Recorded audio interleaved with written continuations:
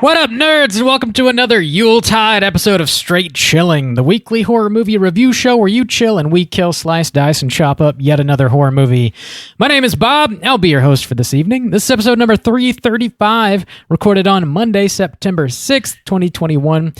Tonight, we're going to be talking about another Patreon pick. This one is called Calvaire from 2004. It was chosen by none other than Nicole. And before we get into it, let me introduce everyone else on the show tonight. First up, calling in from Washington, D.C., we got our boy, Randy Gandy G. Landy. What's up, man? Bonjour, mon frere. How we doing? Oh, you're bilingual. God bless. Oh, yes. I don't feel the need to prove that any further. We're just going to go with that. It is a known fact, and everybody believes it. Who else would know those two words? Nobody at all. Je suis la jeune vie. Buongiorno. Nope. That's the wrong language. Last but not least, calling in from my immediate left, we got our boy, Soju. What's up, man? What up, bitch, your boy? Less miserable stains. How's it going, boys? I love that in-joke. Well done. I can hear the people sing. Why is that an in-joke? That's not an in-joke, is it? Yeah, there's a man I saw in real life say those words, like mispronounce Les Miserables as like Les Miserables. That is quite that literally one time on an episode. I can't remember which one it was, but I remembered that. So yeah, I held on to it for put it in your pocket. The next time we done. do a French film. Man, you're good at hanging on to those weird idiosyncratic moments. Steel trap. You boys ready to get merry up in this bitch? It's Christmas in September this week. Is it? It is? It's not Christmas. It's in the movie we're talking about anyway. Oh, okay, yeah. I guess that's true, yeah. It is. This is true. like It is, yeah. in the grand scheme of quote unquote sneaky Christmas movies. This is this is one of the sneakiest. Yeah. It's Which, you know what? There was another French Extremity that was secretly Christmas. That was too. Inside. Inside, yeah. Yeah. What's up with these crazy French movies trying to fuck up Christmas? trying to They like fuck you up. irony. It's a war on Christmas by the French. Yeah, they hate So Christmas. it's gonna be a very protracted war. It's the French versus Jesus. So may the best man win. We'll see. Big thanks to Nicole for picking this for us to watch. We always appreciate you guys when you partake in the You Pick the Flick. Before we tackle the main event and talk about the movie, let's hit some housekeeping real quick. So we now have a winner for the September poll pick, which is Night of the Demons. Hashtag Hell yes. justice for Casper. There's always next year, man. I don't know. Boy. I'm sure it'll come back. He never came he never came from behind. That's a misleading hashtag, I will say, in today's day and age. True. Guess that's true. The bitch will be back, because I'm of sure. the implication. Yeah, the implication is heavy on that one. But that means we got a brand new poll pick currently posted on our Patreon website. If you support us at the $5 level or above, you get the chance to vote on a movie we're talking about this October. The theme for the October poll pick is classic horror movies. The Hell yeah. three movies to vote between are Carrie, Child's Play, and Psycho. That's all the original titles. None of those remake bullshit motherfuckers. Oh, Bob, tell me how those numbers are looking so far in this first week of Hallows Eve. Well, they are in the exact order I just read off, actually. Carrie is winning, Child's Play is in second place, Psycho is in last. Okay. I am I'm bowled over that Psycho is not doing that well. Yeah, I think maybe not Child's Play. These have all been on poll picks before. Yeah. Carrie was in last Halloween. Yeah, I guess that's true. Because we've been doing more classics lately. But yeah, always, happy to cover any of these classics. That's, they're good for, or they're called classics for a reason.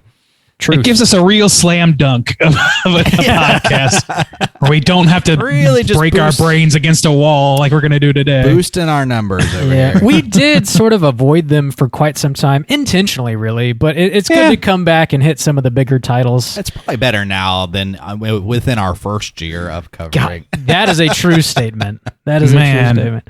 Yeah. I'm glad we saved some of these. Make sure that you get your votes in before the end of September. We'll see what movie we're talking about this October. In other Patreon news, we have not one, but two brand new Patreon supporters we got to give mad shout-outs to. We going down, baby, on street. Big thanks to Amanda J. and Michael G. for signing up and showing us some love on Patreon. Every dollar you contribute goes right back into the show. We sincerely appreciate your patronage. And as always, around these here parts, we owe you the straight chilling salute. These go out to Amanda and Michael. Slap my ass. One more time. Oh, God, slap me in the ass. Since Iron Fist and Bob doesn't actually pay us, the thing I love most about getting new Patreon supporters is that we get to slap ass every week. Slap ass. That's as good as any dollar bill I've ever had. Yeah, just the bumps and the salutes do it for me. Yeah. So thanks for supporting. If you like playing grab ass, you'll love slap ass. Let me tell you. Week after week. It's really a cricket baseball situation. Damn. That's a wide gap, my guy. Too wide, if you know what I'm saying. And I think you do. In other news, speaking of You Pick the Flick, it's damn near time we reopen that sumbitch. Bob, I would agree. You telling me that it's time to charge people $100 to make them pick a movie to watch? No, wait, for them to pick a movie for us For to watch. someone to do a thing for monies. Hey, well, you just described commerce, so there you go. So yeah, if you are listening and you're wondering how can you pick a movie outright for us to review, this is the only way you can do that. So once a quarter, we open up our You Pick the Flick tier on Patreon. There's only 5 spots available per quarter, and they are first come, first serve. They typically go very quickly, so you definitely mark your calendars. We're going to be reopening the You Pick the Flick tier Sunday, September 19th at an undisclosed time. So you'll just have to check our Patreon website randomly throughout the day. Hopefully you'll check it out whenever the tier is open and land one of those 5 spots. It's a cruel secondary market, people, so get in there quick. Yeah. It usually happens around 6:09 a.m. 69 o'clock. It's the closest we can get. Damn, these people are confusing. Yeah. Sorry about the confusion. But yeah, there's only 5 spots available. Again, first come, first serve. This is the last time we're going to be opening the You Pick the Flick tier for the year of 2021. So we'll be talking about these movies in October, November, and December of this year. Again, Sunday, September 19th. Mark your calendars. I was just joking. That's not $100. No, it's Yes, it's 15. It is if you're 15. wondering. It's Yeah. remarkably cheap. 1.5. Yes. That's pretty much all we got for Patreon. Juice, Randu, do you have any news? No housekeeping on my end, except it is spooky season. It's been a very spooky Labor Day. Bust out the pumpkin burrs. Yeah. Bust out the pumpkin candles. It's time to do the damn thing. Time to do the All damn thing. Hallows Eve. I don't really have anything. I just have the one Pumpkins. and that's about it. Thank God for that. Yeah. I got We're back in business over here. I love it. I love it. I got one final thing to throw out there. I want to give a quick shout out to A Cut Above Horror Review. It's they're friends of the shows. It's another horror movie podcast. You can find them anywhere you get your podcasts. They were kind enough to have me on in their episode number 6, in which we review. Well, la-dee-da. Randu's giving me shit over here. We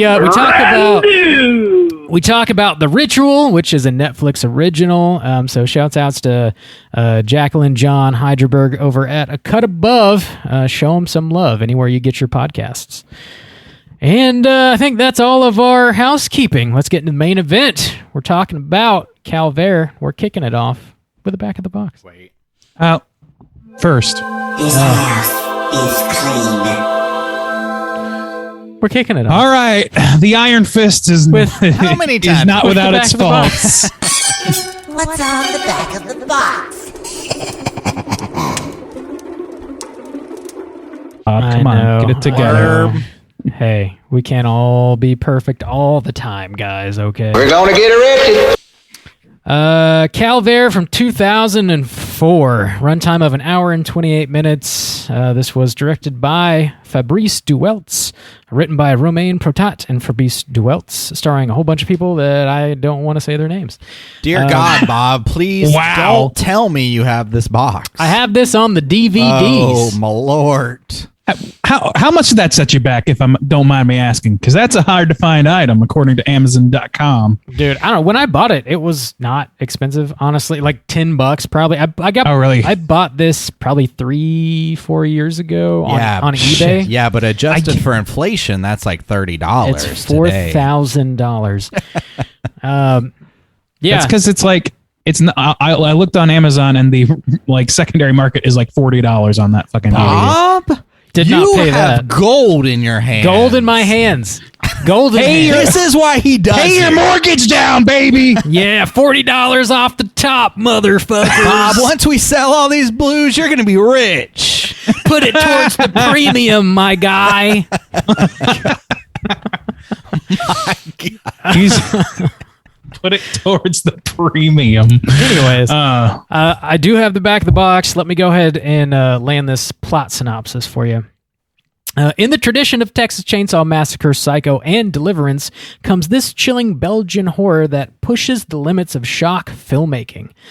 Director and co-writer Fabrice Dueltz masterfully evokes a sense of deeply disturbing terror as Marc Stevens' world goes profoundly and utterly wrong. When his car breaks down in the middle of the isolated back country, he's forced to seek refuge in a rural inn. He's taken in by Bartel, a lonely and psychologically frail innkeeper who promises to help. But when Mark catches him dismantling his car, he realizes that the innkeeper has other plans for him. Sadistic plans that will push him to the bounds of human pain and suffering. Gentlemangs, had you seen Calvaire before, and would you recommend people check it out? Randu? How do? I mean, shit, blood. I barely saw it this time. It's a hard to find blood. thing. I barely saw it this It's time. shit, comma, blood. All right. Yeah, no, I'd say like if you're into the new French Extremity, check it out. I don't think this is going to be a universally beloved entry into the horror canon. But I think that, if you're into that sort of thing, you could do worse. You could do a lot worse if you're lumping in the torture porn realm with that. This definitely has more gravitas, I would say, than some of its contemporaries. But it's not something that I would heavily recommend to most people. All right. Juice, what about you? I would not recommend this film for a couple reasons. The first is, like Randy said, it's really hard to find. So even if you're just kind of curious, it's not super accessible. Like just to get your hands on or even to watch, I had to find a stream for most people on the Slack, to kind of watch it. Bob's got it on disc, but now it's super We're not expensive. affiliated with this man. Yeah. So anyway, it's just like, it's not... We're gonna get arrested. Yeah, I guess so. It's not easy to get a hold of. On top of that, new French Extremity is... of course, extreme and new, well, and French, and Francois. They're always difficult watches, but kind of the point of them is they take things to extreme levels for like this certain kind of message. I think this one does have it, but it's not going to be easy to stomach for a lot of people, and I don't know if that juice is going to be worth the squeeze for most people. Now, it does have in its own message, it's got an interesting one, and it's one I actually like kind of personally requested recently on this podcast, something I'm going to talk about in our review. So it's got it, but I don't think most people are going to consider the juice worth the squeeze on this one, paired with how extremely difficult it is to find. I wouldn't generally recommend this film. Bob, had you seen this before, and would you recommend? Yeah, I have seen this once prior. I I hate hearing you shortchange yourself, man. You are definitely worth the squeeze, okay? I want you to know that. Whoa, this juice. Yeah, is worth the always squeeze. worth the squeeze. Hey, our new Fox audience just came in. I don't know that I would recommend this either. Essentially for the same reasons that you just laid out there, Justin. I'm looking forward to talking about this movie with you guys, and I feel like our conversation is going to be way more enjoyable than experiencing this movie was. I watched this, like I said, I bought it maybe 3 years ago. I watched it right when I bought it because I was looking for like new Christmas set horror movies, and this is definitely set during Christmas. It does not give you the Christmas feels at all. Just know that. Is that specifically why you bought it? It because is, of yeah. the Christmas. Okay. Yeah. Okay. Ah, okay. So I didn't necessarily love my experience with it a few years ago, and I was kind of like dreading the rewatch. So I will say, we'll get into it. I don't necessarily recommend it. Just hang out and listen to the review, honestly. And if it also isn't penetrating you, let it penetrate you. I will say, if you listen to this review and you're like, "Hey, that sounds really intriguing," then maybe throw it on. But if not, don't. There's an audience for this movie for sure. Totally. It's just Yeah, not. yeah, yeah. It's just not a broad audience. It fits, like you said, Randy. It fits well within the realm of the new French Extremity. It's just not as easily accessible, and there's a reason like its name doesn't ring out as like true. It's maybe a little more slimmed down, and so it's just hard to get a hold of. So, but if you like that kind of stuff, then there is an audience for sure. Totally. Sounds like not so much of a recommend from the Straight Chilling crew. But a reverent non-recommend. Yes. Yeah. Let's go ahead and drop that spoiler warning and get into the rest of the movie. Here we go. Spoiler warning.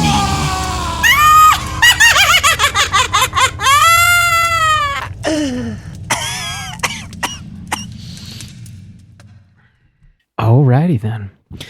I have Bob, the plot. oh man, I have let's kind of get through this plot synopsis. Yep.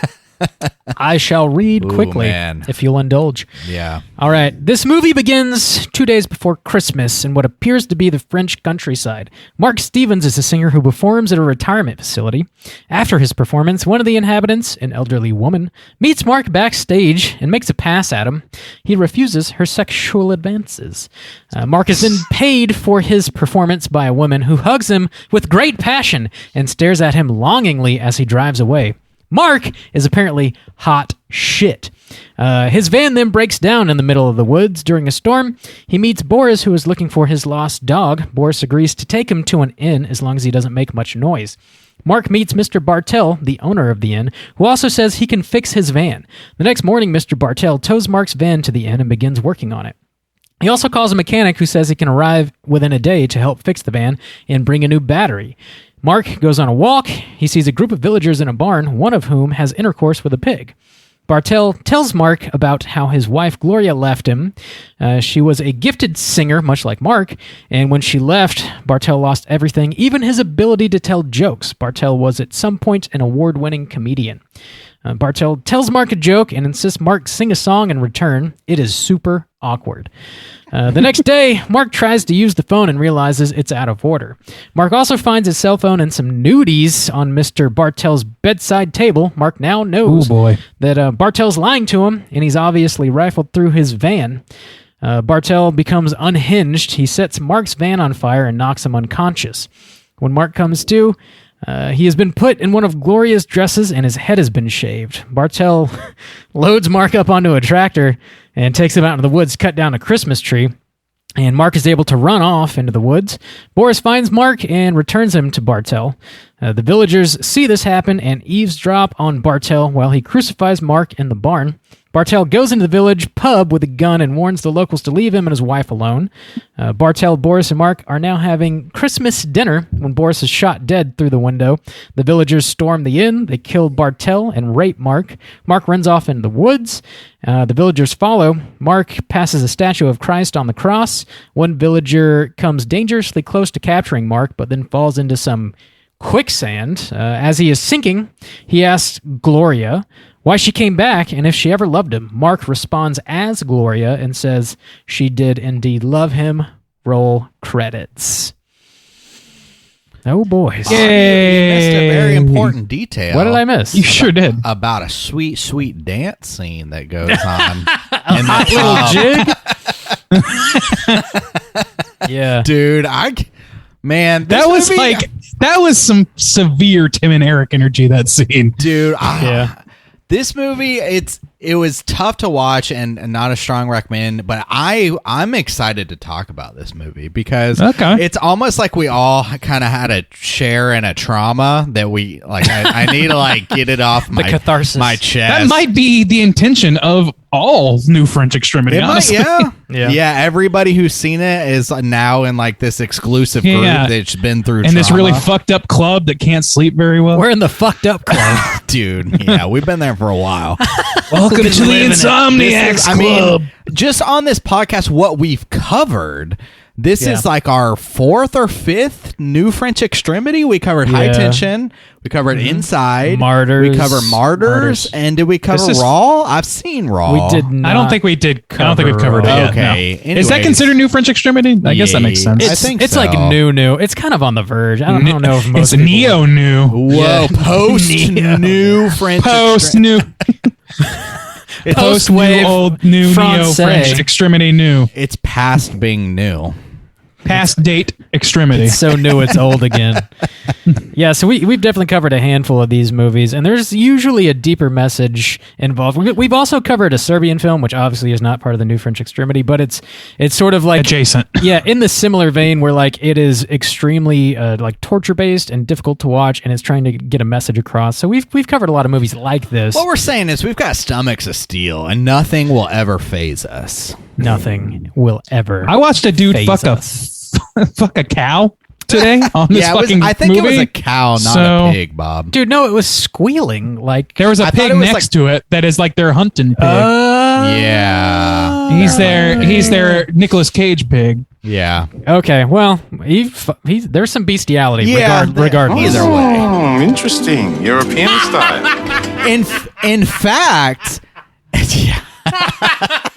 That's the best use of that bump. In fact, I'm pretty sure it was the cow that they freak out about when they storm Yes. the house. I think it's that's what's the his cow. It's Bella, who is So Boris's the cow, that's quote their, unquote dog. Yeah. their okay. lover Okay. that they freak out and storm the house and murder and rape everyone over. Okay. So well, I'm all right. interested to talk about this movie too, and like we're kind of hitting a lot of like we're hitting a lot of whack-a-moles here. But so I think I'm still trying to like digest this movie. I watched it like probably less than 2.5 hours ago now, shit. and It's fresh. And in between that time, I found out that Michael K. yeah. Williams passed. So I have not really digested this movie yet, and I'm still trying to figure it out and figure out what it's going for. See, I want to. I watched it several days ago. I've thought about it a lot, so I've got some like deeper That'll be helpful. roots in there. Yeah. Well, I'll say you this: gotta- like my. Go ahead, Right, Randy. Ben. Oh, I was No, gonna say, Bob, Juice. good. If you got a lot marinating, you want to throw a talking point out there, and we'll bounce off of it. Oh well, I wanted to see what Randy wanted to finish up on that. Oh, I was just all I was gonna try and prompt and see, and you're the guy to ask. It sounds like, but I'm trying to figure out. So, I'm not mistaken in thinking that this Mark Stevens character in this movie is throughout the entire film feminized, like extremely. Oh yeah.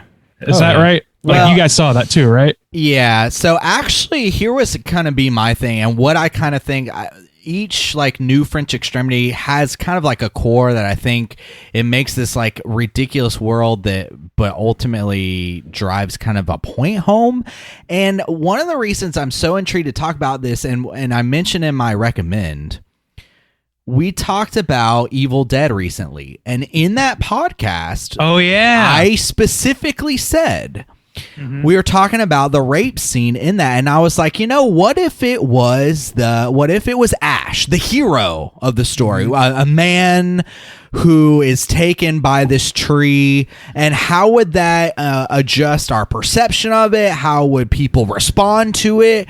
That to me is this movie. It took that request that I made, and it exists now. And what I think that this movie is driving home is, especially us as men watching this, and Nicole picked this, or this is one of her like requests. We ultimately picked it, but like what I think this movie's kind of core, what it's driving at, is they make this man they turn this man into a woman essentially, but we see it as a man. But what you're experiencing is the fears and like some like traumas that like a woman would go through if she was like raped or whatever. It's taken to like an extreme level, but it takes a different spin on things that you typically see in horror movies, because there's even like a subgenre of rape revenge, horror movies where a woman is raped, she goes out and kills everybody.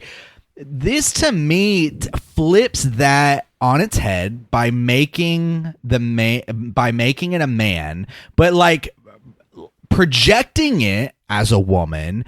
And I think it seeks to pull out those, truly deep, gut-wrenching, disturbing moments that women constantly have to worry about and place it onto a male character. And that's why I thought it was super interesting, and I think a very disturbing watch for us. It's meant because it's not something that we typically see. And even though I've been vocal about I don't like rape revenge films, I don't think a whole lot of people like to watch rape in films, but even as men, I think there's something that's detached from us. It's played out more commonly. Women are generally more sexualized in horror films, Yabo's fine and stuff like that. And so I think it is interesting to have this very extreme, brutal movie where the sexual focus and the sexual exploitation is completely on a man. And I think that's the core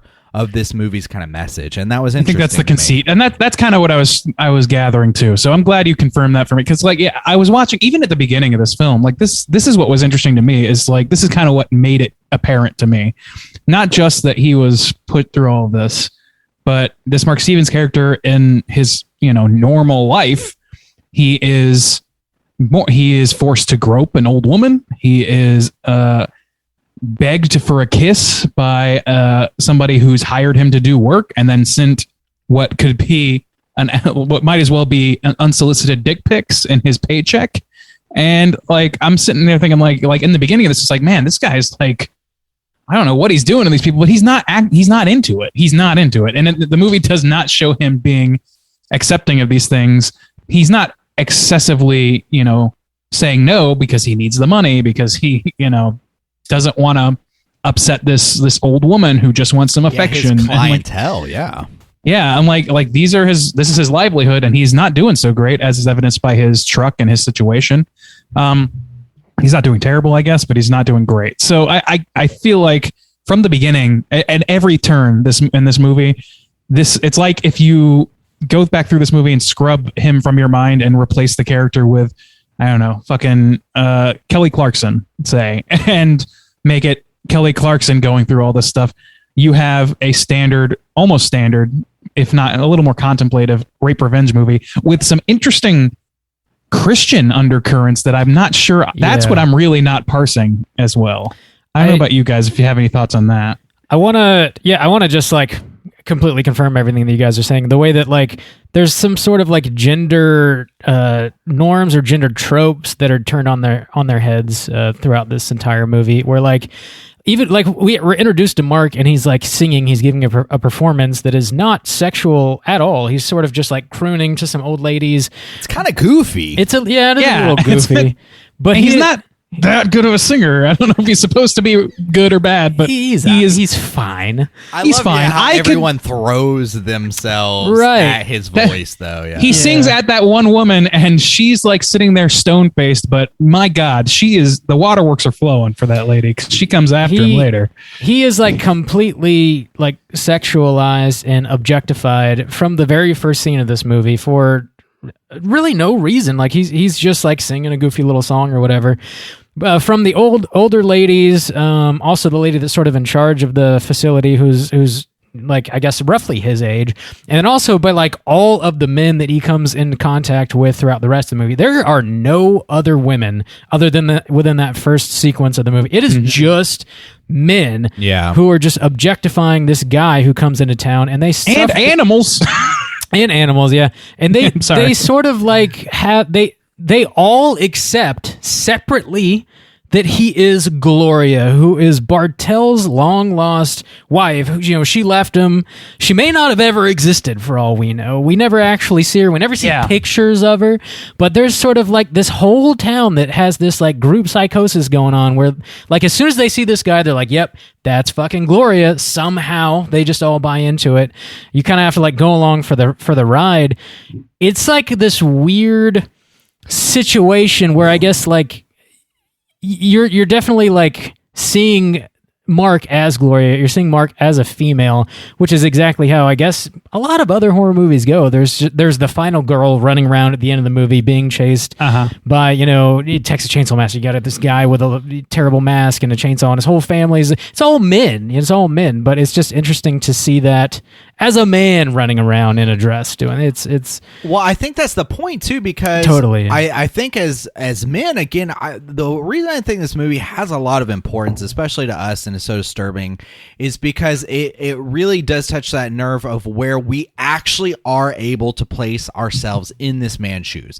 You tried to do it, you know, when there's a woman on screen, you don't like what you're seeing, but it's impossible to do because you're not a woman, you know. So I think it touches that nerve a little more than it would normally, and I think that's the whole point is, yeah, all these men are doing that. This Marc, poor man, it's completely out of his control. As if, you know, like a woman goes in and like a man becomes infatuated with her and, you know, and acts polite, and so therefore thinks he's owed something, or like, I'll fix you know, your car, yeah, little I fixed lady. your car. Yeah.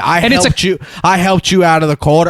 But then, you know, even the idea of the jealousy where the guy goes in there and is like, stay away from my wife. She's like my possession. Like Marc becoming a just possession that these men bounce around to no avail of his own. Like he's horrified and disgusted and forced the whole way through, and you see this like battle and story, like whether it's this crazy psychosis.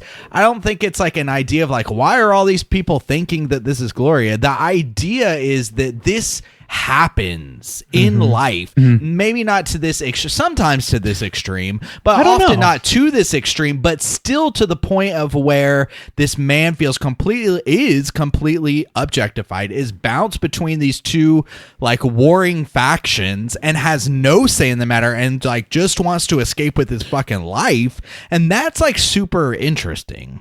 So like minor quibble with what you said, but like I don't know that it's like necessarily to point out, oh, this is what happens. Like maybe to some extent it's supposed to be like, I mean, like you said, this is taking a familiar trope and then by virtue of subverting a major component of it, making it seem unfamiliar enough for us to experience it in a whole new heightened way, let's say.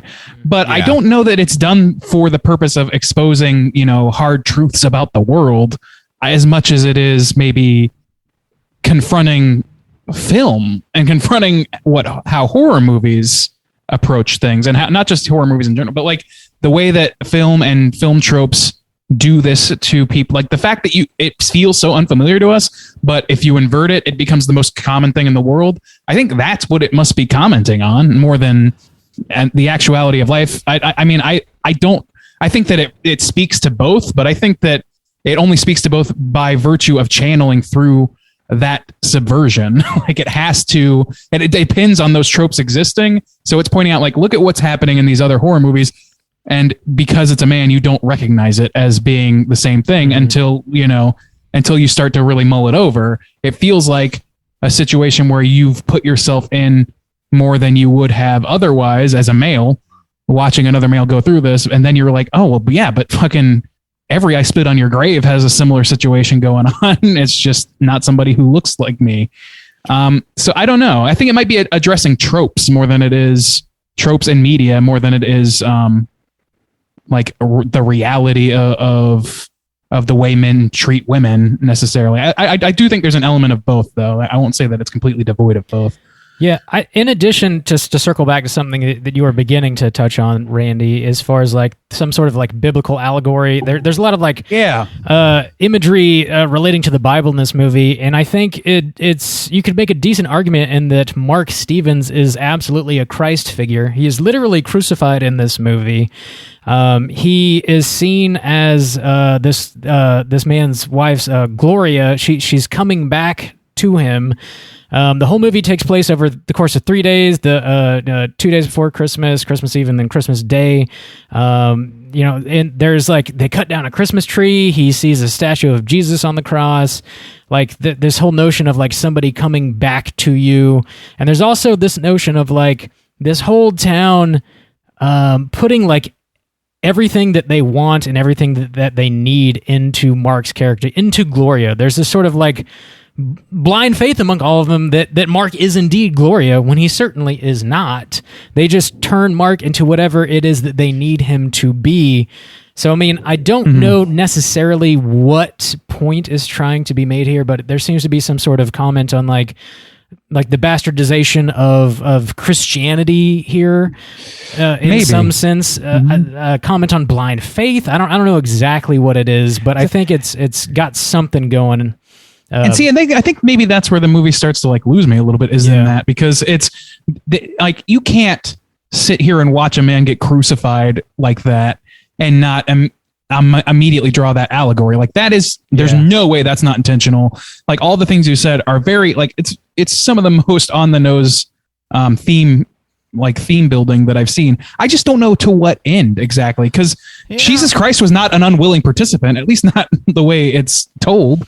That is confusing and interesting that you pointed out like the 3 days, Bob, and the tie-in to Christmas. That is honestly not something I thought about, and honestly, I don't feel like I understand that either, because even the crucifixion scene is weird because it happens, but it doesn't really amount to anything. Like, he doesn't stay crucified. Like, the next scene that we actually see Mark in, he's back in the hotel. Now, he's eating soup. Yeah, that's after, Bartel goes to the pub and threatens everybody. They have the weird dance thing. So it just happens for that one scene. It's not like he's sitting there suffering or whatever. True. The only thing it did for me was really separate from the religious aspect was the torture aspect, because it kind of reminded me of the Poughkeepsie tapes or whatever, of just kind of beating down your subject to where like because then the next thing we see him in, he's a lot more submissive because he just wants some fucking food. And so that's kind of what it was tying into me. And again, so I want to disagree with something Randy talked about earlier, not completely. Because I do, part of the trivia I think is going to help maybe some of your ideas of like it addressing tropes, because there's a lot of, even this back of the box is talking about kind of in the vein of Texas Chainsaw Massacre and Deliverance and stuff like that. But I want to disagree in that I found this movie very troubling, and I do often with movies like Texas Chainsaw Massacre and Deliverance and stuff where there's some weird, shady shit going on. Like, what's up with this town and why do people see this man as a woman? But outside of that, the situation that he's in, it's terrifying to me, because there's nothing that Mark could have done. He didn't do anything wrong. It's not the trope of like, the stupid teens making stupid decisions, dropping the weapon or whatever, these things. This man is completely advanced upon. His car breaks down. He seeks help, and people take advantage of him. And it's taken to an extreme level, and yet it's completely within the realm of possibility in my mind as far as evoking fear. To where, like, this guy's out in the middle of nowhere. He breaks down. There's this place there. And, like, if someone wants to take advantage of you and they get the upper hand, there's nothing you can do. And I think that's interesting, again, tying back to the gender kind of roles here. because even though he's a man, you think like, oh, in a lot of horror movies, the men kind of fight back, or they're there to be kind of the protectors or whatever. Even if they fall quickly, they go out swinging or whatever. But that's not what happens here. And like just the thought, the fear, the exploitation of this real life kind of situation, I found it to be quite terrifying and troubling in its reality. And so I don't think it's just a comment on movie tropes, but in that, like, again, if we switch Marc out with a woman and this happened to her to Gloria in a real life situation, that's terrifying. Well, yeah, no, I mean, I don't see a difference between what's happening here and what's happening to the women in those other movies. Like, that's I just didn't mean it. So, like, I react the same way. I saw like the real. I saw it as I didn't see it as just like a comment on movie tropes and the way that women are treated. I saw it as like a real life fear of an entire gender that they carry with them throughout their entire lives. I saw the real, actual world implications of this message. Okay, I mean, yeah, that's there. I just think that to me, it's like this is reacting to to me, I think it's more about how we experience it, not just as men, but as viewers of a film that we're not used to seeing. We're not used to seeing a man in this situation or reacting without being, violent or, like you said, he does everything right for the most part. And that's true of a lot of the victims in those rape revenge stories that we've seen. But we don't bat an eye at their existence because they have existed for so long and they're so proliferated like that. I don't know. To me, it's more about like us being like, oh, why does this feel more shocking to me than the other thing? Is it because I relate more, or is it because I'm desensitized to seeing the alternative route, even though the exact same situations are playing out and they're just as horrific if you think about them at their nuts and bolts fear level? I think that there's a measure of both. I think that it's fair to say that like the fear of being like found in a helpless situation like this, but I think that both a rape revenge story like I Spit on Your Grave and this experience that. Like, I think it's the same experience. It's about us experiencing it. The only thing that's different is the filter through which we see it. And that our reaction to that is a reaction to a trope being subverted. So I don't know. I guess we're kind of circling around the same ideas. It's just a matter of what the pivot point is. And maybe I don't know if my intent, like what I'm saying is what the filmmaker is exactly intending or not. I mean, maybe you can reveal that later by trivia, it sounds like, but I just think that to me, it speaks more to like, man, like the fact that we see this and we're like, oh man, this is extra hurtful to me or whatever. Like, I think you're supposed to feel that. And the reason you're supposed to feel that is because the filmmaker is pointing out, isn't that kind of fucked up? Like, isn't that kind of fucked up that because we see women as innately less strong or less able or whatever, that it's thrilling to watch them like get beat down and then get their revenge, as opposed to horrific that this is happening to them at all, which is what we're feeling with this movie. Mm-hmm. Yeah. I don't even know that I would call this a rape revenge movie. There isn't really any revenge. No, well, yeah. No, I wouldn't either. There's no. I'm just trying to correlate those because it's clear that the filmmaker wants to. I get it. Yeah, there's no like catharsis for our character, and there, he just has a bad time, and then the movie ends. Luckily, he does get away. He escapes with his life, so I guess you do have that. I also think like there's plenty of room for this movie to be commenting on like real life dangers for women, and then also like there's a certain sort of like visual language this movie is using where it's absolutely commenting on cinematic tropes.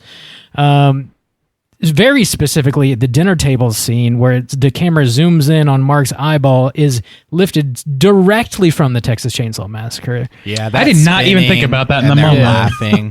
Actually, that was one of my least favorite scenes because it felt like it was so try hard. Really? Yeah. Honestly, I kind of agree now that you point out the connection because I was like at the time I was kind of like, it didn't bother me. I thought that same exact thing, and I was like, bro, I'm really not into this because it is like it's almost like a dialogue that's too on the nose. It was almost like the visual aspect, like the setup. It's too on the nose. You're like you're telling me too much, but in this case you're showing me it's Like, do your own thing. It's just too on the nose. It sounds like you're saying. Yeah. I do like what the camera's doing in that sequence. So you get the eyeball close up, and you're like, wow, I'm in the Texas Chainsaw Massacre. They're at the dinner table. The family's losing their mind, laughing hysterically while Marc is crying.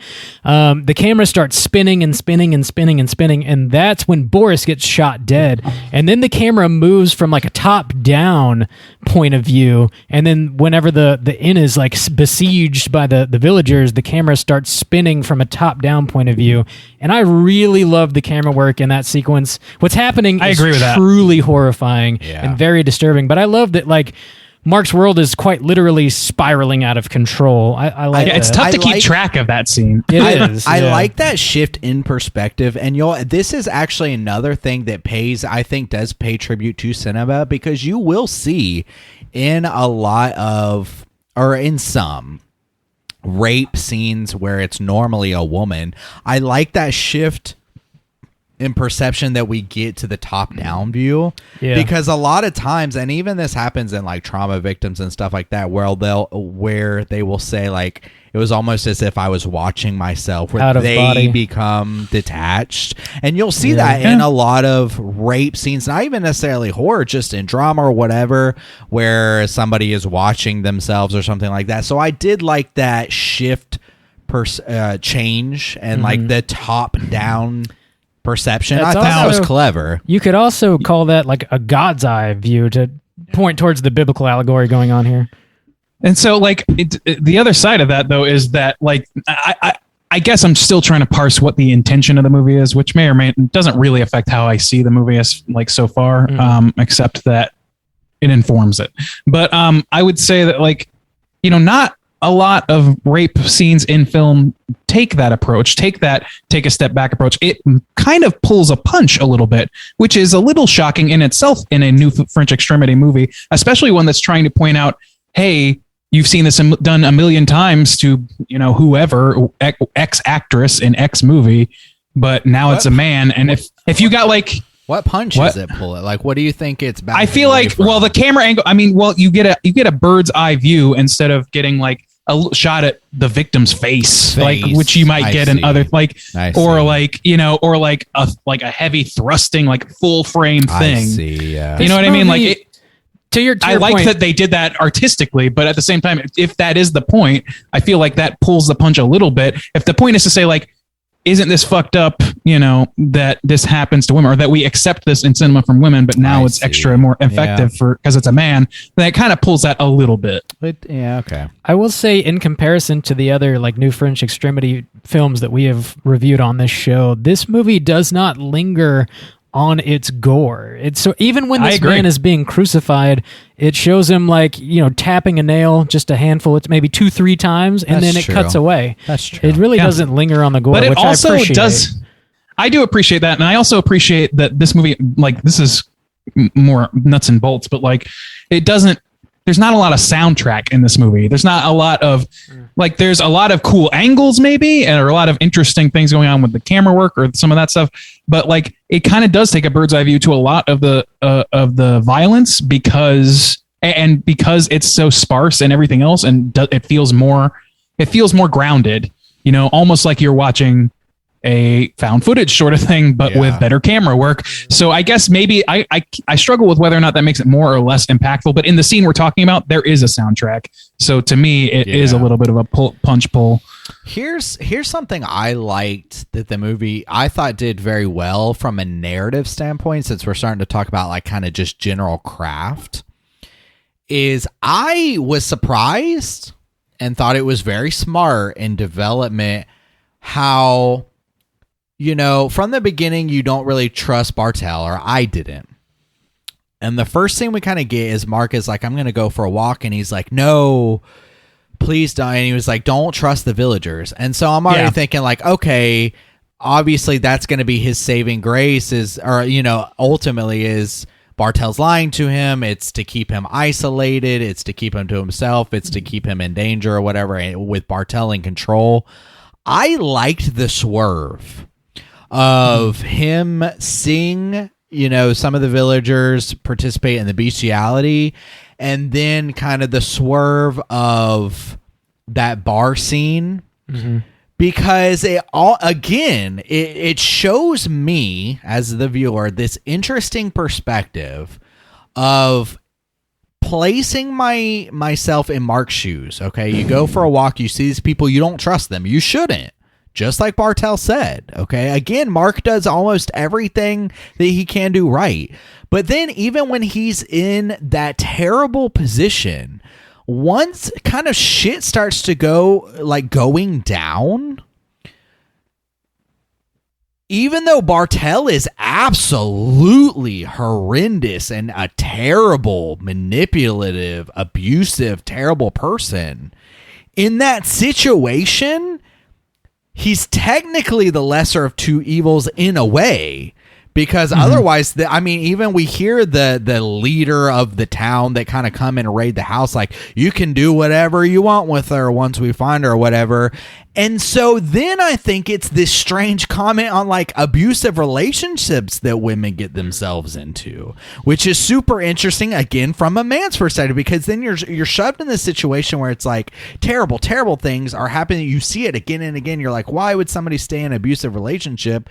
Well, in Marc's case, like in a certain, not staying with Bartell, but like in a certain situation, he is like trying to at least protect Marc from these like gang rapists, essentially. So it's like, that's an interesting perspective, and I like that swerve. I like that it didn't go where I thought it was going to go. Like, I don't trust Bartell, and so of course this village, had he just gone to the village, or had he just not listened to Bartell, he would have been safe. No, I like the swerve of like, there's no safety for Marc, and that makes it just like even more kind of claustrophobic and even more terrifying in my eyes.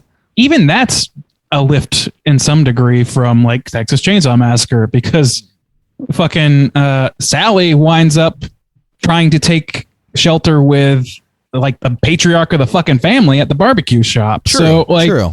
I mean, I think that there's something to be said about that swerve happening, but I maybe it's because I kind of saw that in this movie, is that I kind of saw that coming to some extent, especially once I saw them like fucking a baby cow. At that point, yeah. Yeah, that's the point where you're like, okay, well, at minimum, these guys are fucked up.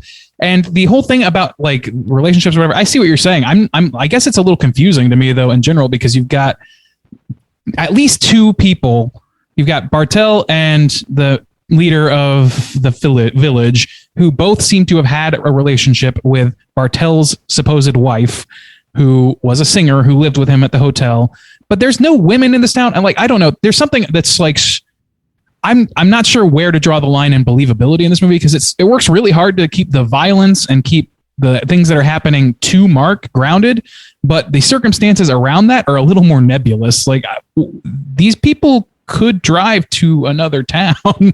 Like, they're not on an island. I guess that's true of kind of like implication of that. Like, a lot of the people in the town, they're kind of played up like hillbillies would be here, or like a hills right, where it's like they're maybe incestuous. They're not all there. And I will say, actually, you commented on it earlier, this actually really disturbed and stuck with me, was that pub scene where they start dancing. I know it looks goofy, but it truly did. That's a real Lynch moment, by the way. It truly did give me the creeps. And I was kind of like mesmerized by it, where I was like, this is fucked. That scene gave me serious Wicker Man vibes. I don't know if you got any of that, where they're all in the pub and they're singing these creepy songs together. I see that, yeah. But that's at least like people sing in pubs, It seemed like more like that's like an after work activity. Moves. That dance. Those are not dance moves. That might as well be a fucking like aliens trying to play act as humans. Well, like, what, like, it really, I did not see any part of that as goofy, or it did give me a chuckle or a smile, or like roll my eyes. I want to tell you guys, it really did bother me in a true sense.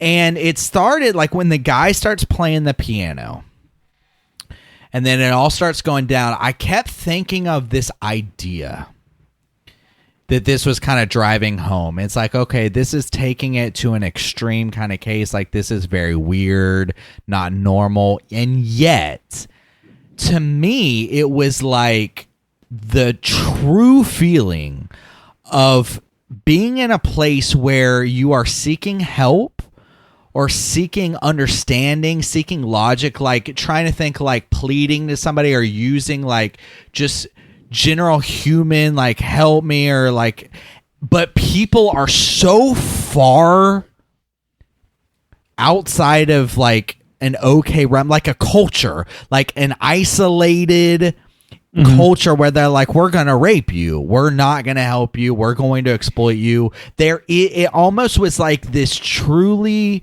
helpless moment where it was like, there's no help here, there's no safety, there's no protection.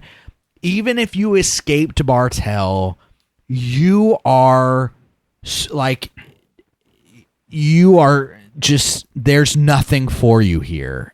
Only there's danger no help to and be found. terrible things. And it like made my stomach sink, honestly. I didn't get that exactly from it. Bob, how about you? What do you think? I don't know. I want to talk about the biblical shit real quick when y'all are done with this conversation. Sure. So if you got anything else to say about this, well, I guess I was going to just respond with like, I didn't get that exactly from it. I can see what you're saying. To me, like, yeah, I got a little bit of a chuckle from it, but I also, it's an extremely foreboding scene. It kind of hit me the same way that a lot of what David Lynch's stuff does, where it's very much like, what is happening? Why is it happening? And why do I feel something in the pit of my stomach right now? That's what it felt like to me. And that way I loved it. Like, I really loved that it felt like both dangerous and like so nonsensical as to be kind of laughable, almost defense mechanism laughing because it's so bizarre. That's kind of how I experienced David Lynch's work in a lot of situations. So that's on that level, I really liked it. That's interesting. Yeah. Yeah. I mean, it's like, to me, that's the same scene we watched in Fire Walk with Me with, with Mike and Bob sitting at a Formica table and speaking gibberish at each other about creamed corn. It's like, what the fuck is happening? And why is it a little scary?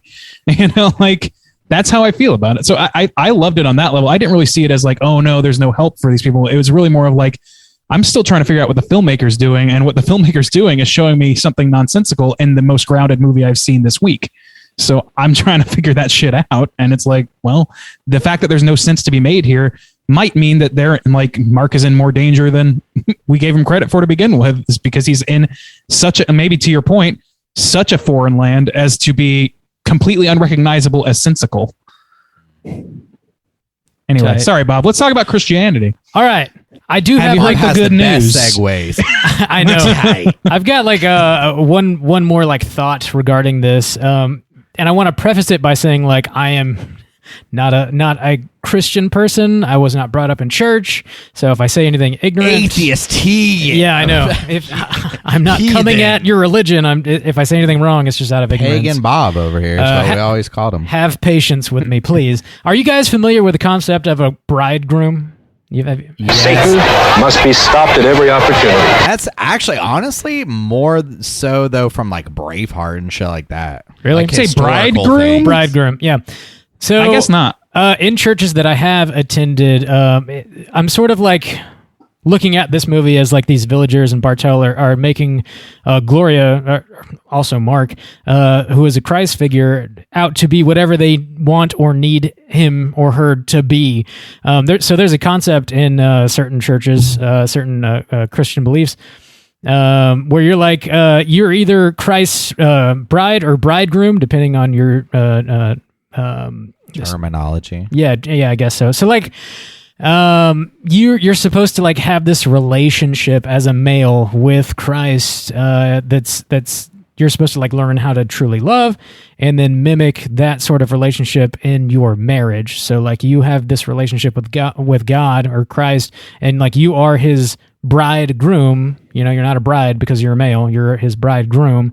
And if you're a woman in a marriage, you're supposed to be Christ's bride and then mimic that relationship with the absolute your insistence to gender God as male in that situation. Yeah, absolutely. And I think in this situation, there's obviously some confusing beliefs in Christianity where like, well, okay, I can't actually be married to a man, because in the Christian faith that is incorrect. So I am going to take I'm a man, I can't become a woman, so I'm going to take Christ and turn Christ into a woman, because that is easy for me to understand, and it makes me as a human being more comfortable, and that's what really matters. We're going to take our beliefs, our faith, and transform them into whatever makes us feel more comfortable and whatever is easier for us to swallow, so to speak. I think there's some sort of commentary around that in this movie. So you're saying it's like a gender swap Jesus? Yeah, kind of. I think. Okay. So. Because it's easier for straight men to genuinely deal with confused by that concept. I think it's almost. I think he's almost more commenting.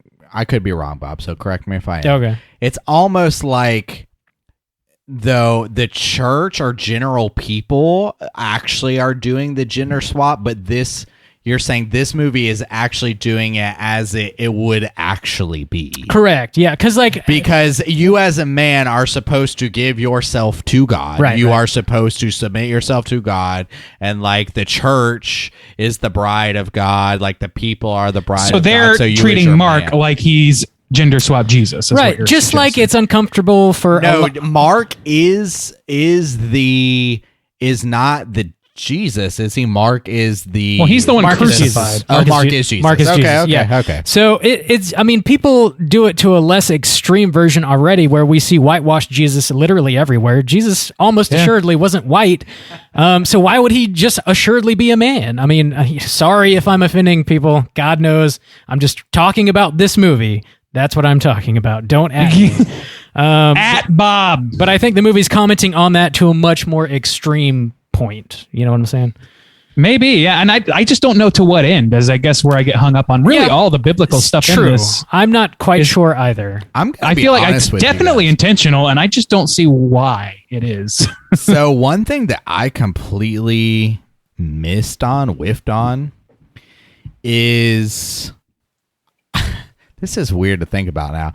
In that last scene when he's running through the swamp, Yeah. I didn't think that was a statue. I thought he was running through the swamp and he fell upon someone that this had happened to before. That wasn't the case? No, I'm like Bob thought it was a statue of Jesus. pretty sure. I thought it was like a mummified person. I thought so too.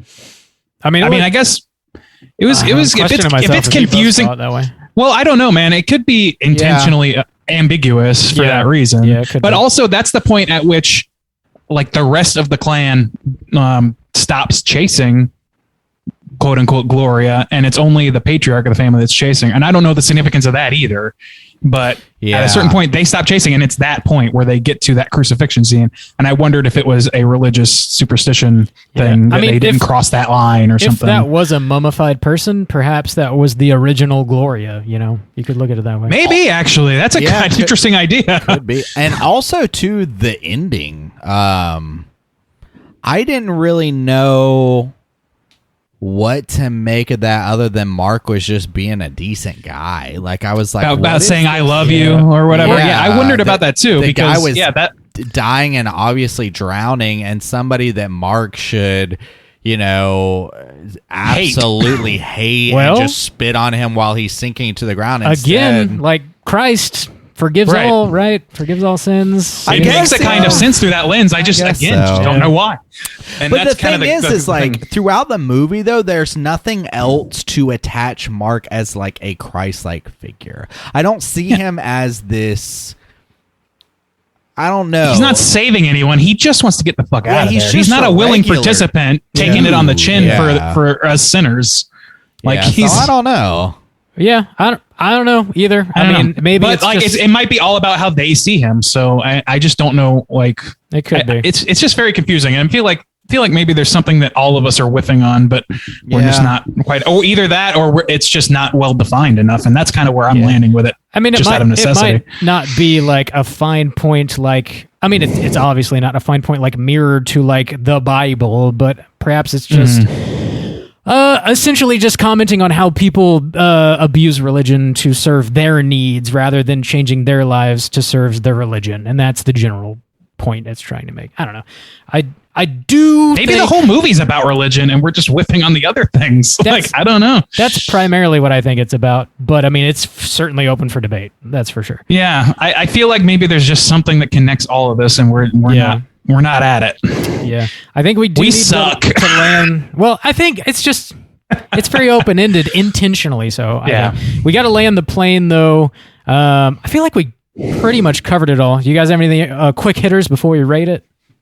That dude sinks into the earth. I mean, if anybody's ever gone to hell, it's that guy. Yeah, that's a good point. Also, too, I didn't like just the idea, too, of there's no normal relationship portrayed in this. Like, even the only other thing is these people freak out and fight for their cow that they fuck. Yes, they're conky cow. Yeah, that's the pivotal point of chaos and destruction is like, no, this is my cow. I love it. And it's like a cow that you fuck. So it's like, this movie is pretty disturbing. Yes. True. I don't know. There's got to be some sort of story in the Bible about a cow, right? Something in there. There's a few. I don't know about over here. I don't know about fucking cows, but there's certainly I didn't say that. Okay, all right. Well, I'm sure there's a story about a cow. It was a marriage to the beast. About a cow fucking. Old pagan Bob. Let's rate this thing out of 5. Juice, would you please kick us off? How do you feel about Calvaire? This movie's tough. I am always kind of intrigued by New French Extremity. I think it's got a place, and for the most part, I'm on board with why the films are made.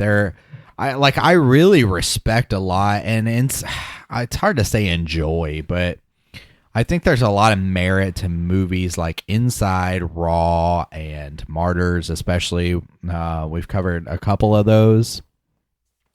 And again, they each have their own message. I think this one does too.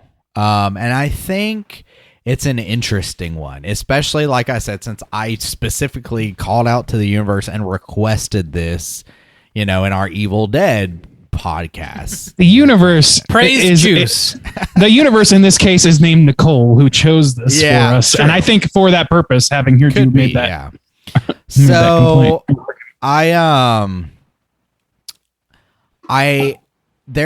this movie is not an easy watch, and you guys talking about how you rated movies, about like how much I enjoy this stuff, was interesting to talk about.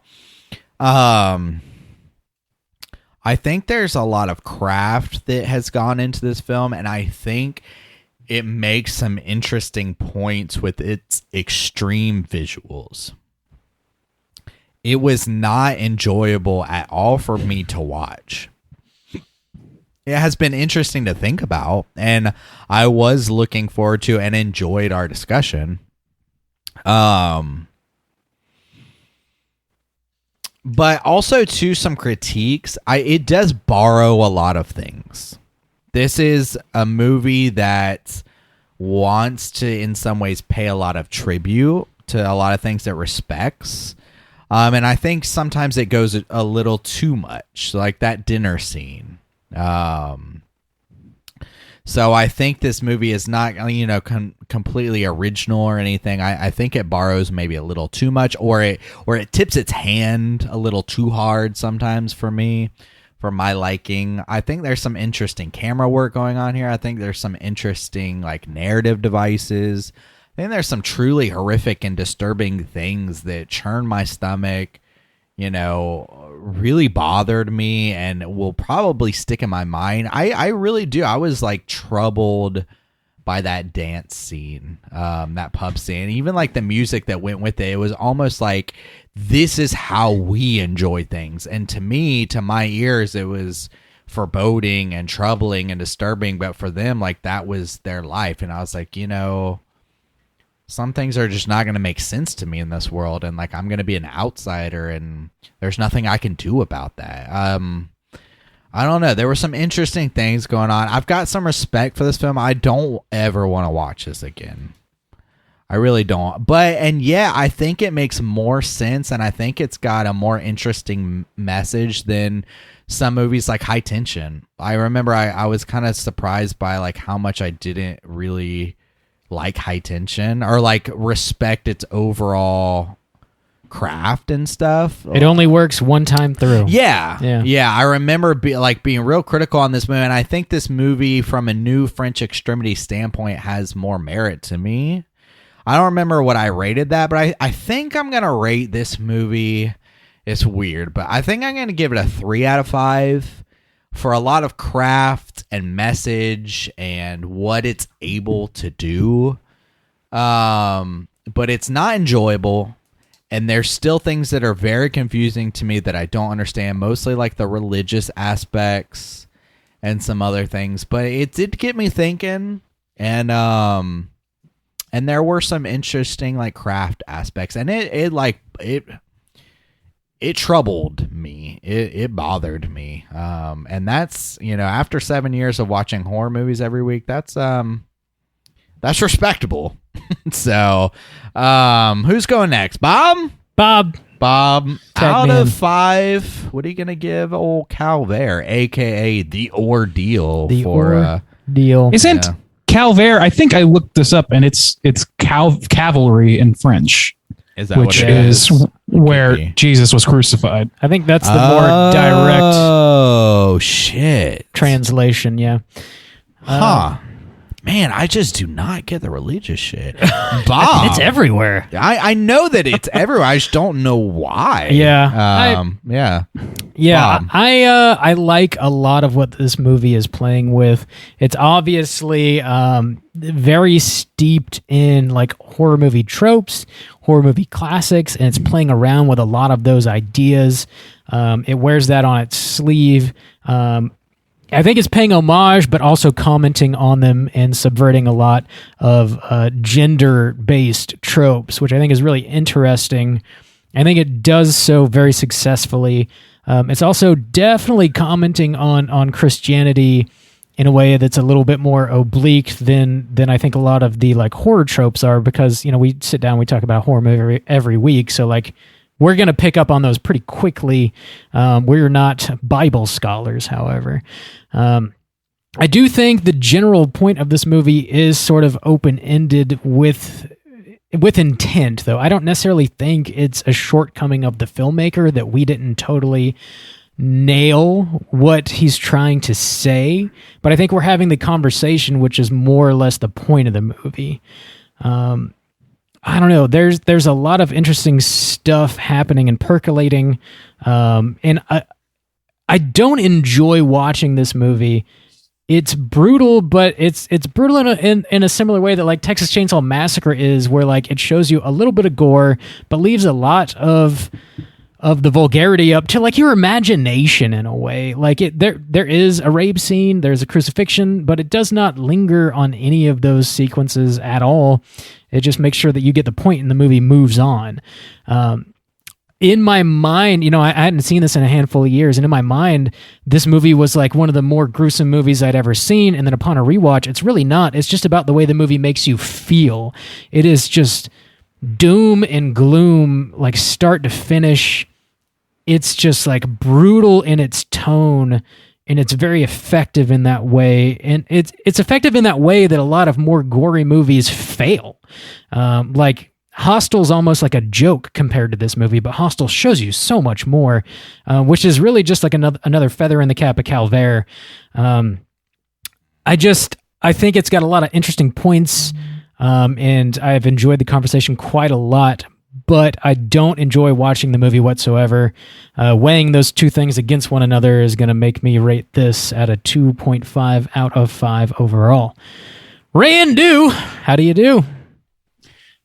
So I'm not too far off from what you guys have said. I wrote down a few things here that I did want to cover. So to the extent of enjoyability, I kind of think, this movie is not a popcorn movie. It is meant to give you a visceral reaction and have that visceral reaction translate into thought later. And I think it succeeds at that. I don't think that is necessarily what I would call standard entertainment, but I would call it art in some capacity. And I think that it's, I don't know. I think that there's some value to that. And to that end, I almost want to watch this movie again soon, just so I can like kind of try and pin down what the artistic intention was. Christmas Eve watching. Yeah. Christmas watch with the fam. Come gather around the fire, kids. Jesus Christ. The Yule log. Yeah, this is not an easy film to watch. It's got a lot, obviously, like it's got a lot going on. But to Rob's point, like I agree, like this movie does suggest more gore than we see, which is not what I personally associate New French Extremity with. Maybe because I saw like Inside and High Tension before I saw this, but those movies, they don't pull any punches at all. Like you can't even argue that they do. This movie does, like it does like artful cuts and like far away shots. Maybe it's for artistic reasons, and maybe it's for reality, like grounding it in a reality sense, like I was saying earlier. But or maybe it's like Rob said, like the gore is not what's important. It's the feeling of being subjugated this way. And to that end, I think it works really great. I think that the craft in this movie, it looks great. It functions really well. Like everything is pretty easy to follow when it's supposed to be easy to follow. It's confusing when it's supposed to be confusing and hectic. And it hits all the things it's supposed to do craft wise, I think. I don't think, to argue a bit with Justin, I don't think that this is like too on the nose with its references either. I think this movie, like the way I'm thinking about this movie is as a dark reflection or an inversion first and foremost of those existing movies. And so how do you do that without putting a mirror up to it? I think they could have gone their own route with some things, but then you run the risk of those things not like landing the same way. And I don't think that it's a bad thing to say, like, look, these aren't apples and oranges. This is apples and apples right here. You need to see that you're reacting differently to the same course of events because of the gender of your protagonist. And if that's the point, I think that's a really, really good way of getting that point across. The dance scene I loved. I really think that an intrepid Slack user might be interested in mashing that scene up with Hanging Out With My Family from the Birdemic soundtrack. I love how we just throw work onto the crew. Hell yeah. Oh, yeah. I would love to see that. Hanging out. Yeah. Hanging out. I don't know. Interesting point of view. Like just the whole central thing about the tropes. I love the idea about like the tropes being subverted and the idea of like how we as people react to this happening to a person based on their gender and what that says about tropes in movies, what that says about about gender roles in general. But the religious themes, I mean, this movie, it's called Cavalry, I believe. And if that's the case, and there's so much like very blatant religious imagery, I wish that aspect of it wasn't so cryptic to where I couldn't parse it.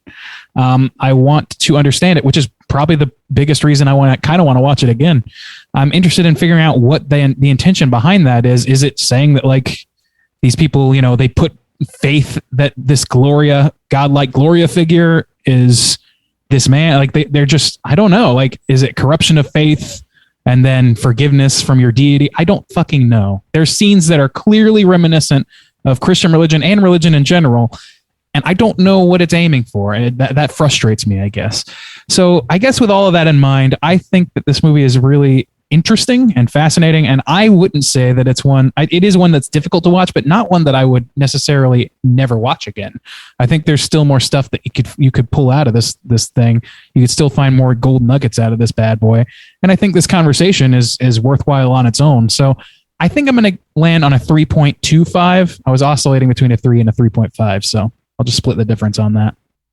Boys, I think we nailed it. We're great critics over here. I think we touched on a lot of really interesting, important points. We don't necessarily have to sum up the entire movie like to the T, in order to have a good discussion. This is why you come to Straight Chilling. Nicole said it, set us up, boom, slam dunk. Slam dunk. Also, 7 points. Also, one of the wonderful things about our Slack community is throughout the whole week, this conversation will continue. So if you want to continue this conversation with us, join us on Slack. Let us know you want to. Hit us up on one of our social media outlets, and I'll send you a link to join. You can do so. Oh, God, yes. Come with me. If you want to talk personally with your favorite celebrities. Oh, my God. Join us. Oh, wow.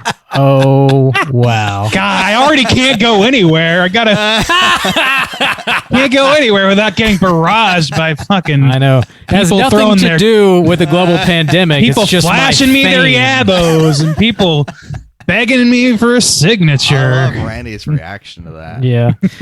So with Randy's 3 1/4, that's going to put our aggregate at a 2.9. Let's go ahead and jump into our Rotten Tomatoes segment, see what the critics and users think about Calvaire. Certified. Yeah. All right, boys and girls, this is the Rotten Tomatoes segment in which I'm going to have these two gentlemen guess within the best of their abilities what the aggregate scores are for Calvaire, the Ordeal on RottenTomatoes.com. Now, we're going to start with our critic score. There are only 26 critic reviews on here, so I'm interested to hear what you guys have to say about this. Let's start with Bob this time. Bob, what do you think the critics gave this film aggregate style? I feel like the brutal nature of this movie and also the low number of critic scores is probably going to count against this movie times 2. I'm going to go relatively low with a 45, please. 45. Wow. Couldn't just bring it up to that 50. You had to just... Yeah. Man. Sorry. No grading on a curve for Bob. All right. Soju, how about you? Where are you at with it? This one's tough. I agree. I don't think the foreign aspect is going to help this film, as sometimes it does. Well, some of the reviewers might be foreign. I don't. Yeah, well, that's fair. I don't know. I agree. I think this movie touches very sensitive nerves that not a lot of people are going to want to kind of get through as far as like a positive aspect on. I'm going to take the lower, actually, and I'm going to say 35. 35%. Wow, we are low balling, but it will serve one of you well, and that one is Bob. Congratulations. It is a 46%. You were just a hair away. All right. Almost a ding-a-ling. Can I get a hell skeet? You can get a hell skeet. All right. Randy flushed Moving my on hell to- skeet. Moving on to the audience score. We'll start with Soju this time. There are 10,000 plus audience ratings, so significantly more for this one. Where are you at with the audience on this? Ooh, I don't know. I think it's still going to be low. Lower than the critics. Probably not. I think this is going to be one of those rare cases where they're kind of in line. So I'll take the 45 this time. Ooh. Kind of in line? I don't know what that Like means. with the critics. The same as. Oh, I see. Okay. Yeah, gotcha. Bob, where are you at with it? I think I'm going to $1 juice towards the lower end with a 44. Damn, Bob. Well, that was a mistake. It was a 51%. That's pretty 51%. Pretty So he was about 5. It was 5% off for you, Soju. I'm sorry, 6% off for you, Soju. Okay. There you go. Can I get a hey? Oh, hell yeah. There we go. All right.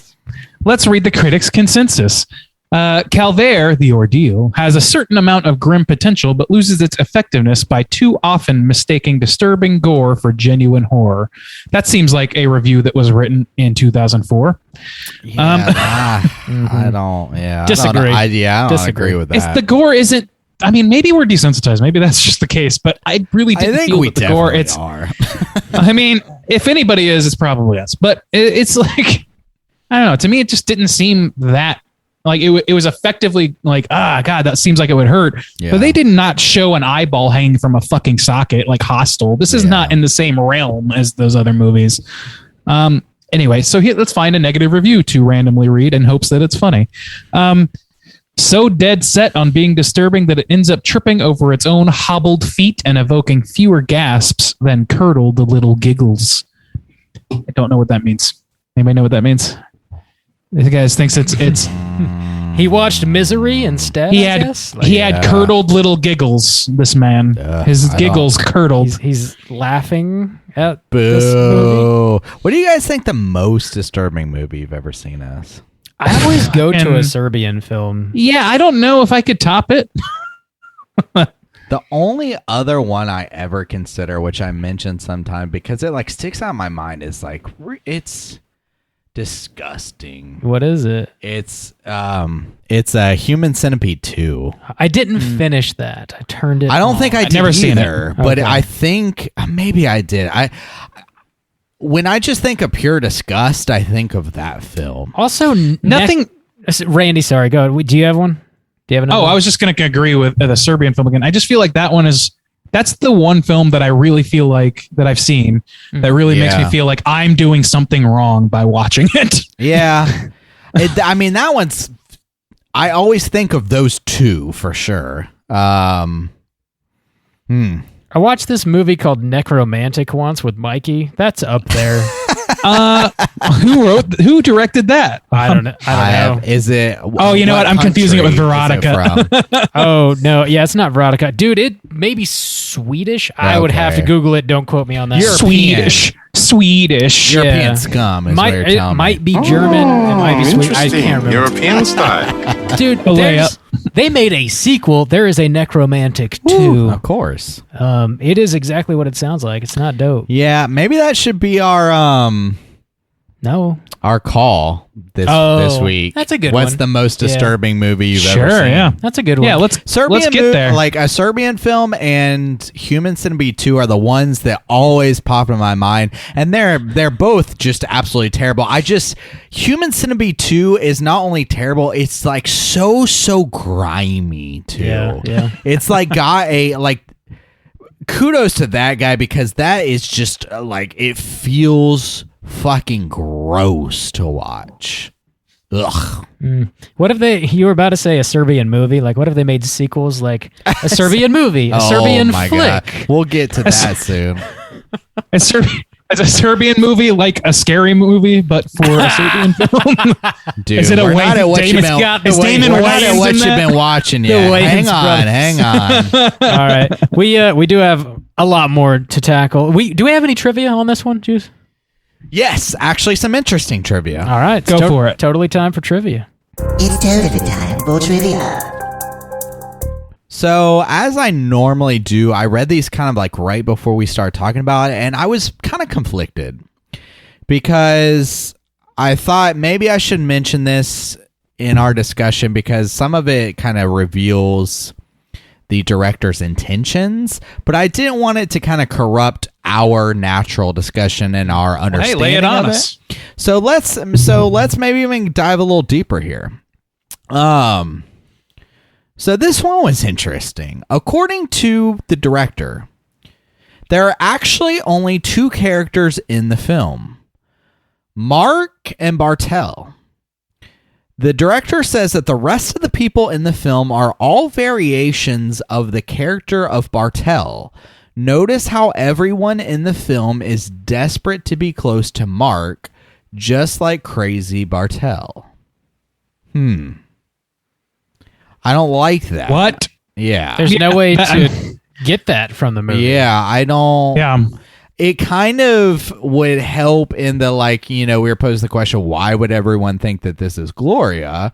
Well, Yeah. if they're all the psychosis of the same disturbed person, sure, Yeah, but I don't like I'm that. so glad. I'm so glad that he did not make that like canonically like in the film me too. because that would have just been another high tension, which is always my biggest problem with that movie is the ending and how it's kind of been done. Yeah. Well, I didn't say what exactly, True, but it's in that same realm. But yeah, I don't know about that. Like, I feel like maybe that is enlightening to some of the discussions of the metaphors at play or whatever. But there's nothing in this one. Like fucking Boris introduces Marc to Bartel. Yeah. And it's played straight. So I don't know. And also, what about the ladies at the beginning? I guess they're just not being considered in this. I think I would that's a assume cop so, out. I don't yeah. like that. The scene where Marc and Bartel talk over dinner was modeled after the conversation scene between Marion Crane and Norman Bates in Hitchcock's Psycho 1960.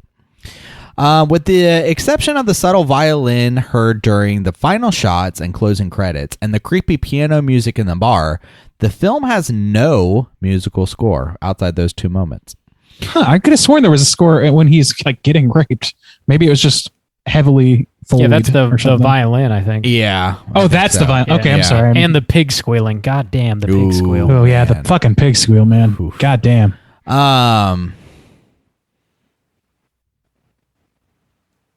Hang on, I'm going through these. It's all According to the director, the surreal bar scene in this film is a homage to one of his favorite films, which is called Andre. Oh wait, okay. The director's name is Andre DeVal's One Night a Train from 1968. I am not familiar with that film. One Night a Train. I'm not. Never heard of it. Yeah. So the writer-director said he purposefully wanted to create the characters in this film against type by fleshing out and sympathizing more with the character of the villain rather than his victim. I guess that's something we didn't talk about either. I don't agree with that. This director needs to shut the fuck up, maybe. But maybe. But Shut the fuck up. You don't even know. You just made it. To be fair, we didn't talk about how Bartel tries to like sympathize himself.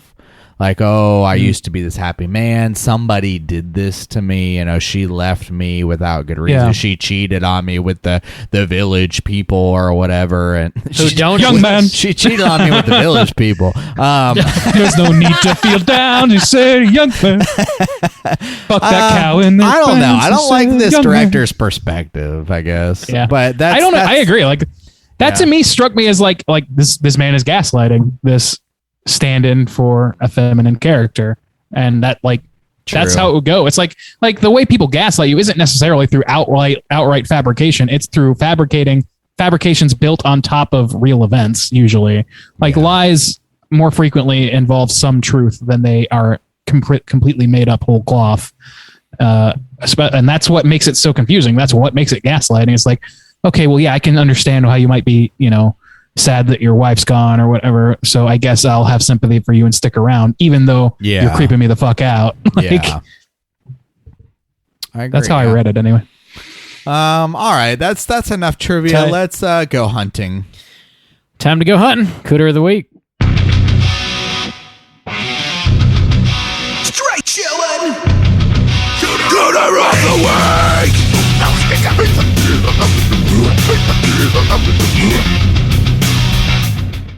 Juice, what is a cooter and why are we hunting them? Bob, thanks for asking. Cooter is a character type and a straight chilling exclusive.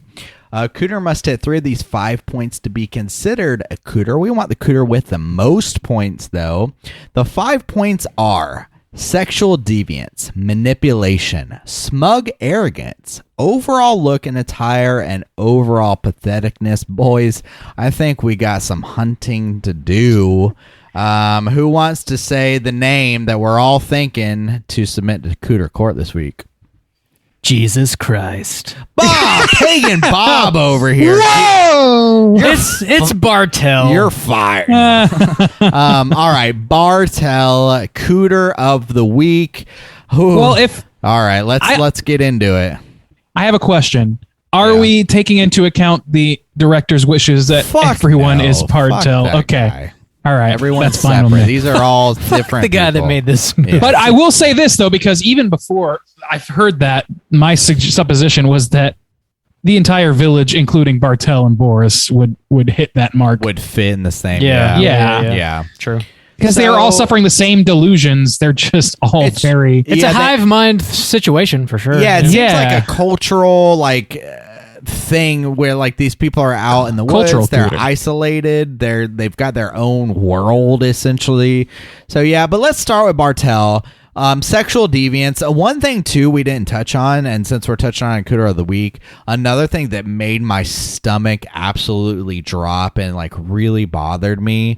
It was a well shot scene, from a director standpoint, but when and talking about sexual deviance, when Bartel comes in to the room on the first night with his robe, and it's shot from the perspective of the camera's looking into the mirror. So Bartel comes in, he takes his like robe off. You can see Marc in a dress on the bed. You can't see his face or whatever.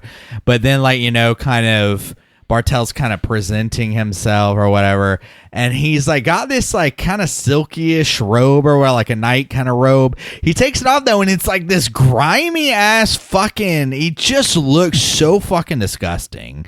And of course the and then he goes and lays down with Marty. He's like, oh, I'm happy too, or I'm excited too. That fucking scene was gross, like stomach dropping gross. But I'm going to give him the sexual deviance for that one. Definitely. I think that there was every intention for Bartel. Bartel was going to rape this man. Oh, yeah. I don't think that there's like, we talked earlier about how like maybe he's the lesser of two evils, but I think that goes on the assumption that that has to disregard my natural assumption, which is that this man is in love, is force feminizing this person he found in the fucking woods. Yeah. He's probably going to rape this person. Well, and really, as terrible it sounds, when I said lesser of two evils, it's literally the option of being raped or being gang raped. And that's kind of what I meant. Being lovingly raped or gang raped, I guess. Yeah, which is terrible, the choices there are. Bartel also steals the man's nudies, so that's not right. Dude, that was fun, dude. What do we give that? And manipulation for like the whole fixing your van and also gaslighting him, like you left that phone or whatever. Yeah. And then like everything he says is a lie. And then even when he becomes like Glory or whatever, even just the whole like, I don't know, just the way he treats him, it's like a complete manipulation. Did we cover patheticness? Do we even have to? Let's cover it. He's got it. Okay. He's got his day this in man's court. pathetic. Let's give it to him. Yeah. Okay, the man's pathetic. Well, let's see. What's his most pathetic moment? Outside of just general rape. Well, I would say the forced feminization of a stranger into being your presumed dead wife, or at least missing wife, is very like the whole impetus for his whole motivation is pathetic for the whole entire movie. Yeah. There's two moments specifically that I can like pinpoint and like lock this guy away. You got to have the evidence for patheticness. Is one, when he's shaving Marc's head and he was like, oh, you make me make you look ugly. You make me do this, like just even if it was a woman, like if it was his relationship, like he's so insecure, I'm going to make you as ugly as possible so that you don't seem desirable to other people. That's super pathetic. And then the when he goes into the bar and it's like, this is my wife, you guys stay away. That is extremely pathetic as well. Like shows his like complete insecurities as a man and as a lover, as like even if this was a normal situation, which absolutely is not, but like those are some pathetic ass moments.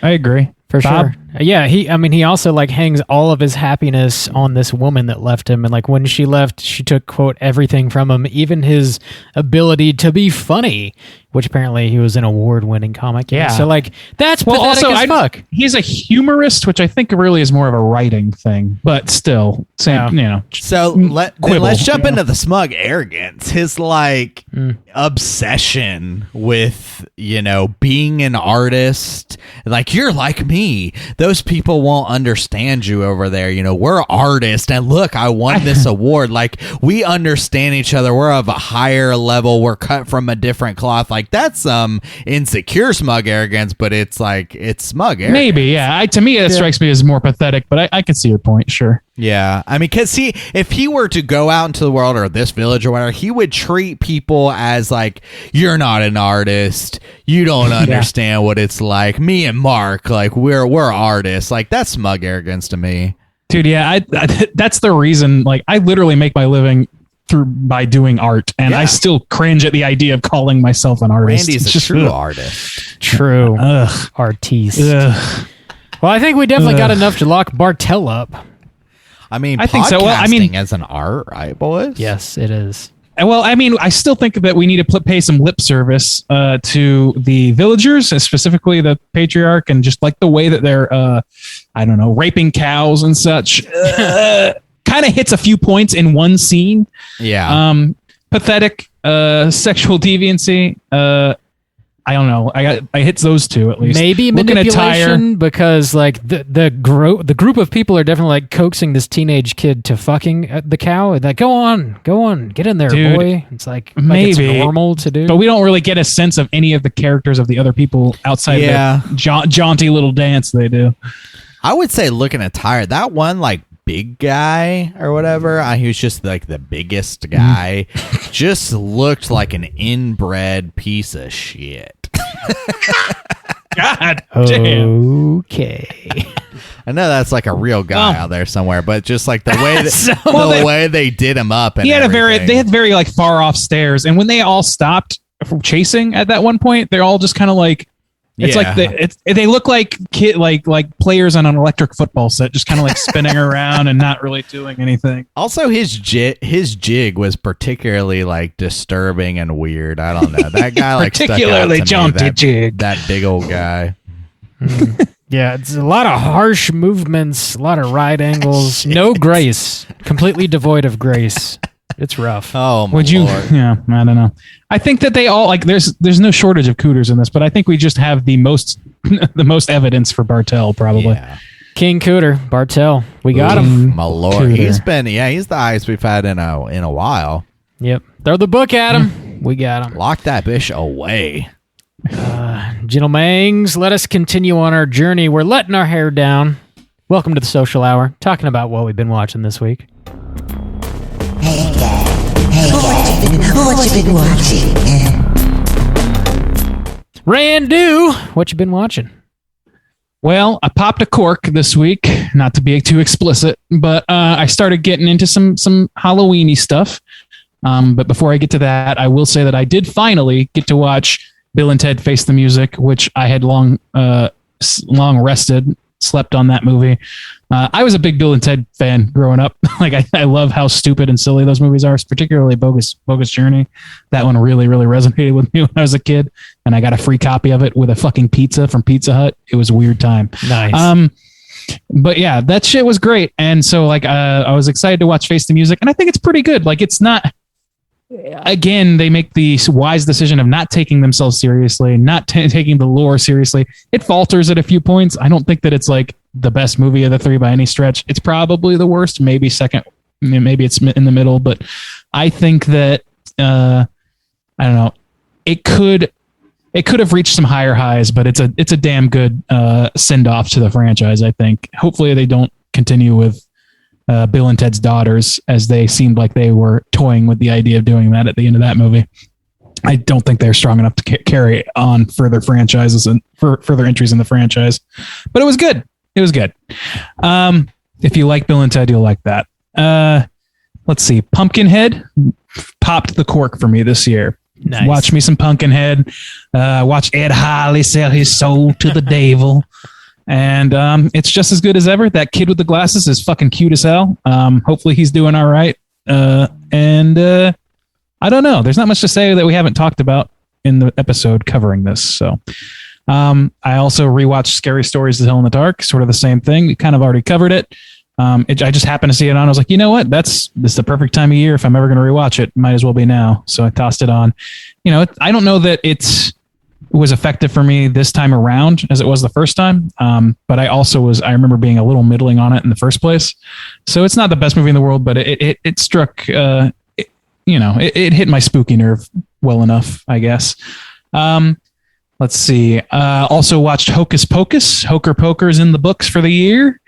And goddamn, I was watching that again, like while we were painting Halloween shit for decorations, and it was great. And also like that movie, as much as it's like turned from like weird kind of almost cult Disney movie to being like full-fledged, getting a sequel about like theming at fucking Disney World type shit. As much as it's been that and had that journey, it's a pretty damn good Halloween movie. It kind of has everything. It has fucking ghosts. It has fucking zombies. It has fucking witches, graveyards. It has it all. It has a Necronomicon in that bitch. That movie has everything you want, and a spooky Halloween party with a fucking like R&B number in it. What the fuck else do you want? Like, that's a great fucking movie for Halloween. I'm not breaking any new ground by saying that. And then last but not least, I started up again on a whim because of Justin's conversations about Scooby-Doo, I started up Mystery Inc. again. Yes. And boy, that is a fun fucking show. That show is just self-aware enough with its writing to be servicey to people who like not just like the series, but just people with different like interests in the horror genre and culture in general. There's a lot of like pop culture things, but not done in a Shrek DreamWorksy way where it's very pandering. It's very love lettery to things. There's a fucking Twin Peaks segment in that show. Like, how am I not going to love that? How am I not going to fucking love that? So yeah, I'm only a few episodes into it again, but goddamn, Patrick Warburton as the sheriff is so funny. It's just great. It's so far so good. I'm excited to continue it. I just hope that I have the time to kind of get, because it's an ongoing story, so I kind of want to like go through the whole series again, and I don't know if I'll have time to before Halloween hits, but hopefully. That's it. Solid. Avocados. Juice, what you been watching? Ooh, so I popped my cherry a couple weeks ago with old Great Pumpkin Charlie Brown, but I've been watching some good horror. One thing, it was referenced earlier, I watched Scary Movie this week, the first one. Wow. From 2000. Oh, we all have our secrets. Woo. Even how's it hold up for you? Oh man, not great. Not great. There are still some times where it gets a pretty solid gut bust from me. But it's in a sea of cringe. Not gonna lie. Oh, yeah. It's it would that be Matrix reference isn't hitting you the same now. What is it?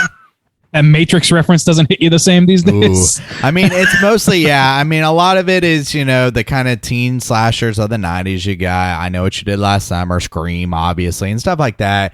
But man, a lot of it just has not aged well. And honestly, I think even for the time, because it's trying to be edgy and, stuff. I'm like, man, was this ever appropriate? But then there's still some times where I get some pretty solid laughs out of it. So mixed bag there.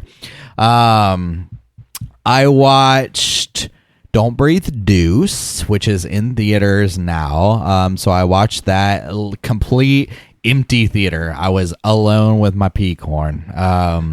And that was pretty cool. I liked that experience a little bit. Even though I wasn't crazy about the movie. I'd be stroking. I got permission from Iron Fist and Bob over here. I will be doing a mini cast on Don't Breathe Deuce. All of a sudden you start asking me, like you never asked before. You just record whatever you want.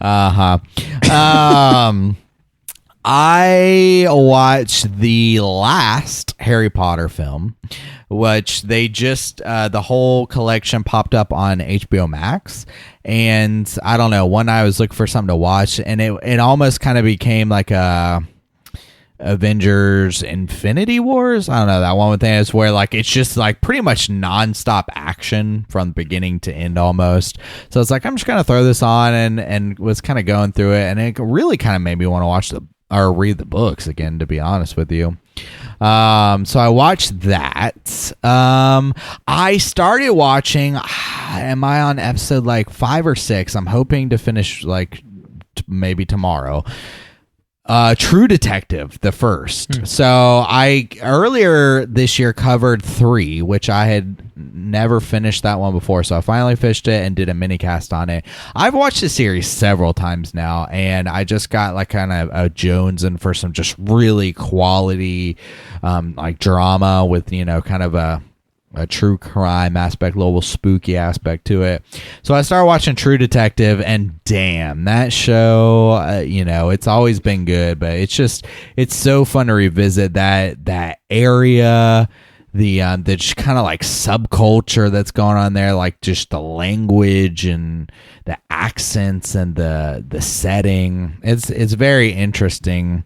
I really enjoyed that. And you remember when I went to Halloween as the Yellow King? Oh yeah, I remember. And that. then Man, that's been a hot minute. And that reference swiftly became passé immediately after that. Yeah. It's good though. It's so good. Man, Man, I've been watching a lot this week. And the final thing, I probably will knock out a mini cast on this one too. There's a new it's actually a documentary. They don't split it up into separate episodes.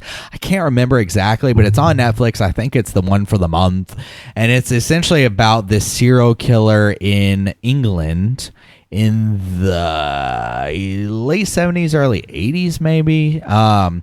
Who was killing a bunch of like gay men and like burying them under his floorboards. Literally, he had like bodies upon bodies of just these men that he would just had under his floorboards, and then in his garden as well. It's nuts. It's fucking nuts. That's really fucked up. It's only normally, they do the kind of like docuseries where it's like 2 or 3 episodes and they kind of do this deep dive.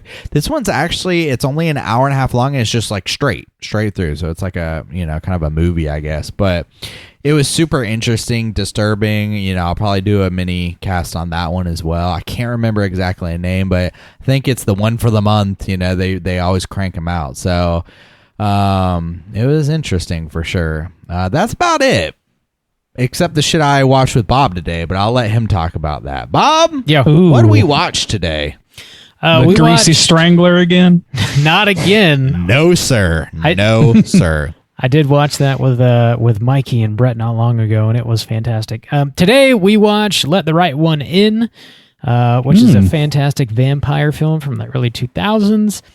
If you haven't seen it, definitely recommend checking it out. It's about like a little kid vampire. It's not like your normal vampire tropes. You're not getting like your classic Dracula in this movie at all. There's some solid like gore sequences. You definitely like empathize with the vampire a little bit. Your main character is a child, just a little boy, so you get the perspective of the movie through his eyes, which is interesting. It's kind of refreshing. There's some pretty cool shit in this movie.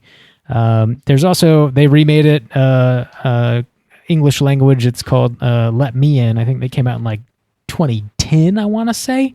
That was a Hammer production with Chloe Grace Moretz. So, this movie garnered enough attention for there to be an English language remake. Check it out. It's definitely worth your time. We also watched a couple episodes of Bob's Burgers, specifically the Halloween specials. The show has such great Halloween episodes. Very good. Actually, it does great on all the holidays. Full bars is the best. They even do, like, every year, I'm pretty sure they do a Thanksgiving episode, which not a lot do. It's Bob's favorite holiday. They always do a Thanksgiving episode. But those Halloween episodes are dope. Go watch them. Yeah, very, very enjoyable. There's like a dozen of them, so I mean, there's plenty to watch. It's all on Hulu. Slam those in your eyeballs. If you're tired of watching The Simpsons over and over again, hey, check out Bob's Burgers. Blasphemy! Wow, yeah, that's a really hot take. If you had said it in 1995, well, it's a hot take now. I pissed Justin off. So. I also watched Shang-Chi, which is the latest Marvel film came out. And? It's fine. It's very, very I've heard really watchable. good things. It's I guess that's not really your thing, though, the Marvel stuff, right? It's not particularly my thing. My biggest complaint with it is that there's absolutely no stakes in the movie whatsoever. Like at no point do you ever think there's like a character that you're rooting for is going to get injured or killed or anything bad is ever going to happen to them at all. And that's like my biggest complaint is it's just like, 2 hours and 20 minutes of like some pretty neat action. There's some like really cool creature effects. Actually, they're largely CG, but they're really well done because Marvel, they don't fucking, they open up the pocketbook when they make these movies. So the creatures were like really, really cool. And there's some like dragons in there that were nice. The performances, they were real nice. Those dragons are really nice. That's a really nice item. That dragon's a really nice guy. I am a dad talking about Marvel right now. That's what's happening. 33 going on 69, Bob? Heard that. There's some funny moments. The actors give like solid performances. It's just that it's very much like, no, well, that's a real nice movie. I don't know. It didn't affect me. Back to the senses, isn't it, my friend? All right, cool. Well, I mean, I think a medium from Bob gets me kind of excited, to be honest. That was one like that's one of the few Marvel trailers out since Infinity War that I was kind of like, yeah, okay, I feel like that might be kind of good. Yeah. So I've heard know only good Marvel's things, and got, that like, is a flavor and stuff like that. But honestly, with their shows coming out, I'm like, I was planning to jump off, the shit, but I kind of was too. On. I will Those say, bastards I have keep coming back. I've seen all of the Marvel shows, and they're all, in my opinion, far better than this movie. So, like, I'm not like a Marvel hater by any means, but I thoroughly enjoyed all the shows that they have put out. So. Just a Jesus hater, Pagan Bob over here. Not a Jesus hater. Whoa. I guarantee somebody's upset with me right now. I know that for a fact. Well, you know what they say. Rigatoonie. Her name is your mother. What if your mom? Can we get Bob's mom to call in on the next episode? Oh, and my chew him Lord. out? I might put in a request for that. My mom does listen on occasion. Miss Knopf, call this Oh, number no. and tell us what She you does. think about your son. You You got 3 minutes. Don't. 3 minutes is not enough. Love you, Mom, if you happen to be listening to this. Oh, my Lord. That's plenty. That's what I've been watching this week. We got one more segment, and that is, of course, our Hotline Screams. Hotline Scream.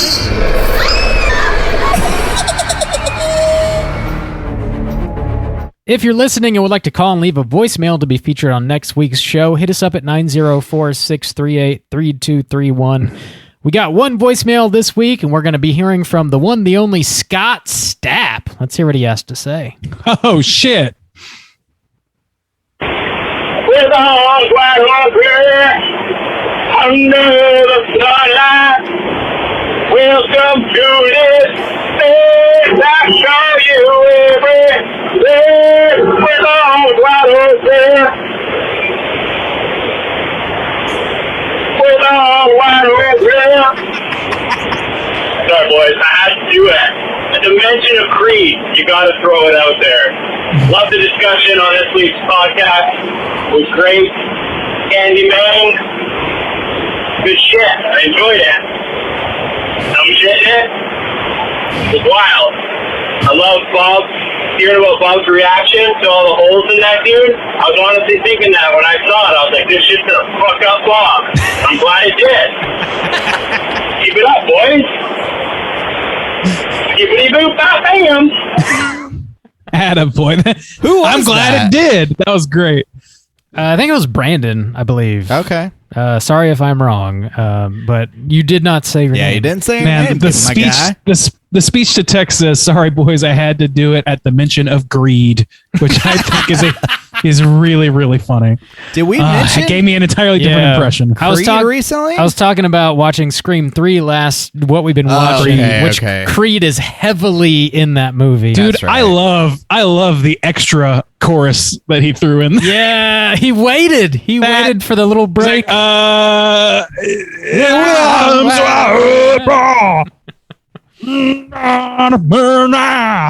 we go. It was good shit, buddy. Solid voicemail. Thanks for calling. I'm glad that my pure horror brings you some joy. That man with the holes in his face is truly fucked up. Candyman. Talking about Candyman, by the way. Again, if you want to call and leave a voicemail, hit us up at 904-638-3231. Sounds like our prompt this week is going to be, what is the most fucked up, disturbing movie you have ever seen? Call in and let us know. We need more terrible things to put in our eye holes. And why? Yeah, and because I feel like there's going to be some surprise answers to that question. Yeah. What disturbed you about it? The movie Holes is the worst movie I've ever seen. It's terrifying. Shia LaBeouf is terrifying. Fucks me up, son, because holes. Holes is holes. Digging him holes. Yeah, totally. That's what we got this week. That's going to do it for us. Again, thanks to Nicole for picking this week's flick. We're going to be back next week with a brand new show. We're talking about the latest from James Wan, that is Malignant. That's going to be hitting HBO Max. I think it's also getting a theatrical release, so if you want to slam it into your eyeballs on the big screen, you can do that. Watch Malignant, get ready for next week's show. Until then, please rate, review, and subscribe to us on iTunes. You can follow us on Twitter at STR8_chilling, on Instagram at Straight Chilling Podcast. You can send us an email through our website, straightchillingpodcast.com. And until next week, as always, all you mother truckers, please keep chilling. Rest in peace, Michael K. Williams.